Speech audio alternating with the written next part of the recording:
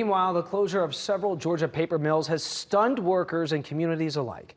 Live at 5, Atlanta News First reporter Abby Casores tells us that state lawmakers are desperately searching for ways to keep the closures from having a ripple effect across the state's economy. Georgia lawmakers say that the closures came without a warning, shocking thousands of workers and their family members who've relied on those mills for generations. This week, the House Rural Development Committee held their first hearing discussing ways to help displaced workers and ensure Georgia's spot as a global leader in timber. First, Georgia Pacific Cedar Springs Mill closed, cutting more than 500 jobs. International Paper followed with closures in Savannah and Riceboro, eliminating another 1,100.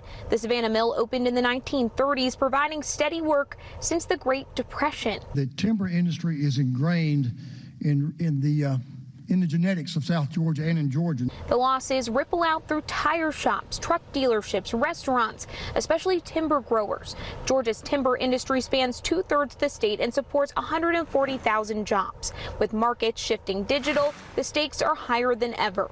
So if you have a bunch of companies that are moving towards digital assets, then what happens to the demand for paper?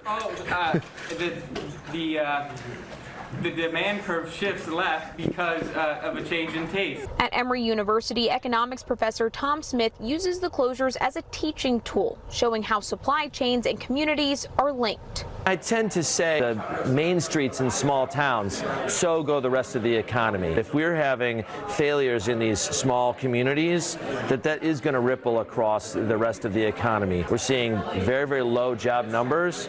We could fall into an economic recession, I think, very easily. The state announced they have a program to help place workers in new jobs. As for the mills themselves, well, it's not that simple. Even for the Savannah plan, experts testified today it could take up to 3 years until it's ready for new ownership.